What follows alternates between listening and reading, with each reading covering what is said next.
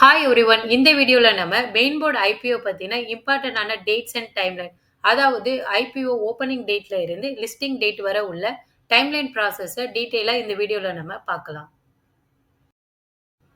First important date பார்த்தீங்கன்னா, IPO open date. So இந்த பீரியட்ல இருந்து தான் நம்ம அப்ளிகேஷன் ஐபிஓல நம்ம பிட்ட வந்து சப்மிட் பண்ண முடியும். எக்ஸாம்பிள் பார்த்தீங்கன்னா, இங்க எக்ஸாவர் டெக்னாலஜியோட ஐபிஓ வந்து 12த் பிப்ரவரிலேருந்து ஓப்பன் ஆகுது. ஸோ நான் எக்ஸாவர் ஐபிஓல அப்ளை பண்ணணும்னு நினைச்சேன்னா, இந்த 12ஆம் தேதியில இருந்து என்னோட அப்ளிகேஷன வந்து நான் சப்மிட் பண்ணணும். ஜென்ரலா பார்த்தீங்கன்னா, ஓப்பனிங் டேட்ல நம்ம அப்ளிகேஷன் சப்மிட் பண்றது வந்து மார்னிங் 10:00ல இருந்து சப்மிட் பண்ண முடியும். நம்ம வந்து ட்ரேடிங் ஆப்ஸ் Zerodha, Groww இந்த மாதிரி ட்ரேடிங் ஆப்ஸ் மூலமாவோ, இல்ல நெட் பேங்கிங்ல ஆஸ் பெர் மெத்தட் மூலயும் நம்மளோட பிட்ட வந்து சப்மிட் பண்ண முடியும். ஜெனரலா பார்த்தீங்கன்னா, இது வந்து 3 வொர்க்கிங் டேஸ்ல வந்து ஐபிஓ வந்து ஓப்பன் ஆயிருக்கும். இந்த பீரியட்ல வந்து நம்ம இந்த கம்பெனிய பத்தின ஆஃபர் டாக்குமெண்ட், வேல்யூவேஷன், இவங்களோட காம்படிட்டர் என்ன, இவங்களோட ஃபியூச்சர் குரோத் என்ன, இது எல்லாமே நம்ம டீட்டெயிலா அனலைஸ் பண்ணிட்டு, இந்த கம்பெனி ஐபிஓல பார்ட்டிசிபேட் பண்ணலாமா, வேண்டாமான்னு இந்த பீரியட்ல நம்ம டிசைட் பண்ணலாம். நெக்ஸ்ட் டேட் பார்த்தீங்கன்னா, ஐபிஓவோட க்ளோசிங் டேட். ஸோ இந்த க்ளோசிங் டேட்டுக்கு அப்புறமா நம்மளால ஐபிஓ அப்ளிகேஷன வந்து சப்மிட் பண்ண முடியாது. எக்ஸாம்பிளுக்கு எக்ஸாவேர் ஐபிஓவோட க்ளோசிங் டேட் பார்த்தீங்கன்னா 14ஆம் தேதி. இதோட பிட் ஓப்பன் ஆகுன டேட் பார்த்தீங்கன்னா 12ஆம் தேதி ஓப்பன் ஆச்சு. ஸோ ஜென்ரலா பார்த்தீங்கன்னா, ஒரு மெயின் போர்ட் ஐபிஓ வந்து ஜென்ரலா 2 டூ 3 டேஸ் வந்து ஓப்பன்ல இருக்கும். ஸோ இந்த பீரியட்ல மட்டும் தான் நம்மளால அப்ளிகேஷன் வந்து சப்மிட் பண்ண முடியும். இந்த லாஸ்ட் டே 14த்ல கட் ஆஃப் டைம் பார்த்தீங்கன்னா, 5 மணி வரை நம்மளால பிட்ட வந்து அக்செப்ட் பண்ண முடியும். இதுக்கப்புறம் போச்சுன்னா, நம்ம இந்த ஐபிஓல நம்மளால பார்ட்டிசிபேட் பண்ண முடியாது. நெக்ஸ்ட் இம்பார்ட்டன்ட் டேட் பார்த்தீங்கன்னா, யுபிஐ மேண்டேட்டோட கட் ஆஃப் டைம். ஸோ நம்ம கம்பெனியோட ஐபிஓல பார்ட்டிசிபேட் பண்றதுக்கு யுபிஐ மெத்தட் வந்து யூஸ் பண்ணலாம். எப்படின்னா, நம்மளோட ட்ரேடிங் பிளாட்ஃபார்ம் Zerodha, Kite இந்த மாதிரி ஆப் மூலமா நம்ம ஐபிஓ வந்து அப்ளை பண்ணணும். ஒன்ஸ் நம்ம அப்ளை பண்ணதுக்கு அப்புறமா, நமக்கு ஒரு மேண்டேட் ரெக்வெஸ்ட் வந்து நம்மளோட யுபிஐ ஆப் அதாவது ஜிபே, பேடிஎம் இந்த ஆப்க்கு வந்து ரெக்வெஸ்ட் கிடைக்கும். இந்த மேண்டேட் ரெக்வெஸ்ட்ன்றதுக்கு மீனிங் என்னன்னா, நம்ம இன்வெஸ்ட் பண்ற அமௌண்ட் வந்து நம்மளோட பேங்க் அக்கவுண்ட்ல பிளாக் ஆகி நிக்கும். ஒன்ஸ் நமக்கு அலாட்மெண்ட் கிடைச்சதுக்கு அப்புறமா, இந்த அமௌண்ட் வந்து நம்ம பேங்க் அக்கவுண்ட்ல இருந்து டெபிட் ஆகும். ஸோ இது அப்ளை பண்ற டைம்ன்னு பார்த்தீங்கன்னா, 12ஆம் தேதியில ஐபிஓ ஓப்பன் ஆகுதுன்னா, 14ஆம் தேதி க்ளோசிங் டேட். ஸோ இந்த க்ளோசிங் டேட்ல நானு 5 மணி வரை என்னோட ரெக்வெஸ்ட்ட வந்து சப்மிட் பண்ண முடியும். இந்த யுபிஐ மெத்தட்ல. நான் 5 மணிக்குள்ள என்னோட மேண்டேட்ட அப்ரூவ் பண்ணலைன்னா, என்னோட அப்ளிகேஷன் வந்து ஆட்டோமேட்டிக்கா ரிஜெக்ட் ஆயிரும். இதுக்கு மேல என்னால இந்த ஐபிஓல பார்ட்டிசிபேட் பண்ண முடியாது. இதுவே நம்ம நெட் பேங்கிங் மெத்தட்ல பண்ணோம்னா, அதாவது ஆஸ்பான்னு சொல்லுவாங்கல்ல நெட் பேங்கிங்ல.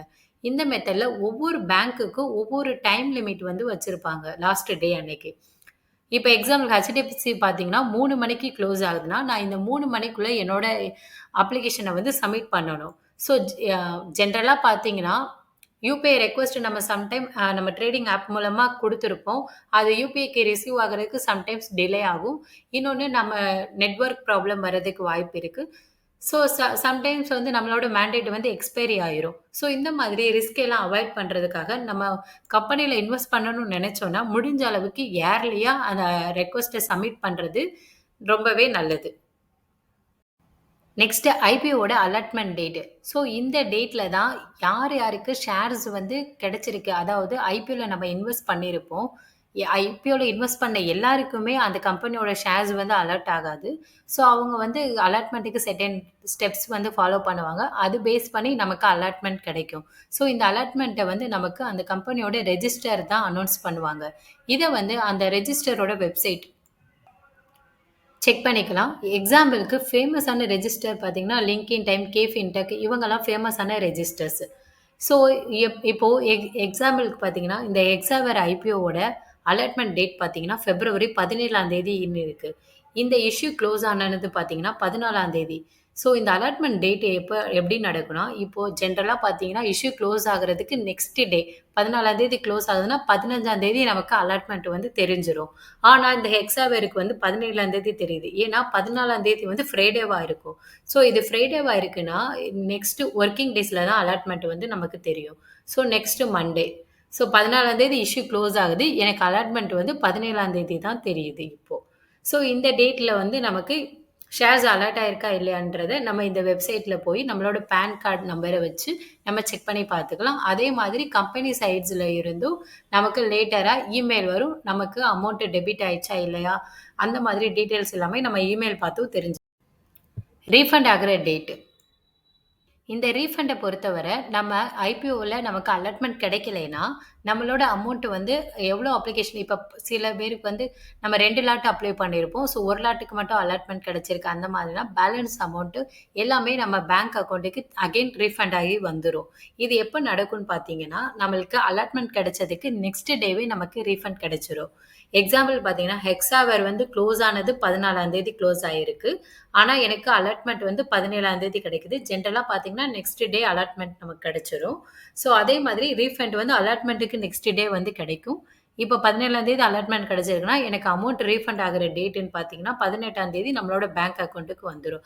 அதே மாதிரி யாருக்கெல்லாம் அலர்ட் ஆயிருக்கோ, இந்த ரீஃபண்ட் ஆகுற டேட் 18ஆம் தேதியே அவங்க அக்கவுண்ட்ல இருந்து அந்த அமௌண்ட் வந்து டெபிட் ஆயிரும். நெக்ஸ்ட் வந்து ஷேர் கிரெடிட் ஆகுற டேட். நம்மளோட டிமேட் அக்கவுண்ட்டுக்கு ஷேர் வந்து எப்போ கிரெடிட் ஆகும்னா, யாருக்கெல்லாம் இந்த ஐபிஓ அலாட்மெண்ட் மூலமா ஷேர்ஸ் அலோகேட் ஆயிருக்கோ, அந்த ஷேர் கவுண்ட் வந்து அவங்களோட டிமேட் அக்கவுண்ட்டுக்கு வந்து கிரெடிட் ஆயிரும். இத வந்து நம்மளோட புரோக்கர் ஆப் நம்ம எந்த புரோக்கர் ஆப் யூஸ் பண்றோமோ, அந்த புரோக்கர் ஆப்ல செக் பண்ணிக்கலாம். அதே மாதிரி என்எஸ்டிஎல், சிடிஎஸ்எல்லோட டிமேட் அக்கவுண்ட்லயும் நம்ம செக் பண்ணிக்க முடியும். இப்போ நம்மளுக்கு ஹெக்ஸாவேர் டெக்னாலஜியோட அலாட்மெண்ட் டேட் வந்து February 17.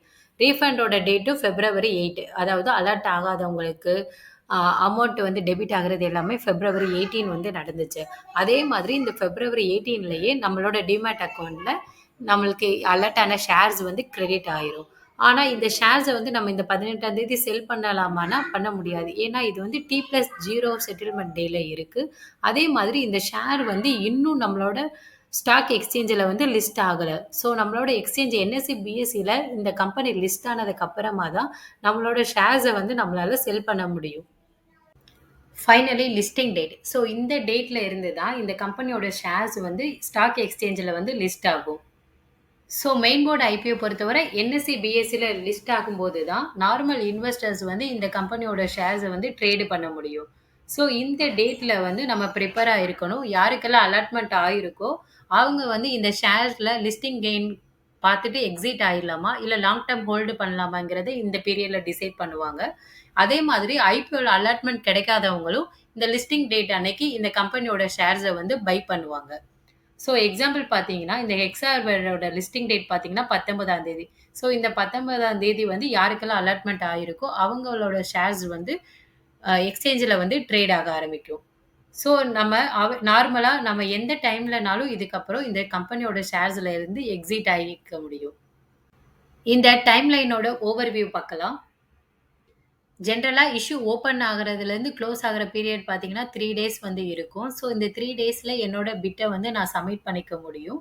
ஸோ, லாஸ்ட் டே அன்னைக்கு நான் பிட்ட வந்து கட் ஆஃப் டைம்க்குள்ள க்ளோஸ் பண்ணணும். எய்தர் யூபிஐ மெத்தட்னாலும் சரி, ஆஸ் பெர் மெத்தட்ல நான் சப்மிட் பண்றனாலும் சரி, அதுக்கு ஈக்குவலன்ட்டான டைம் அதாவது லாஸ்ட் எண்டிங் டைம் பீரியட் தெரிஞ்சா மட்டும் தான் நான் லாஸ்ட் டேல என்னோட பிட்ட வந்து சக்சஸ்ஃபுல்லா சப்மிட் பண்ண முடியும்.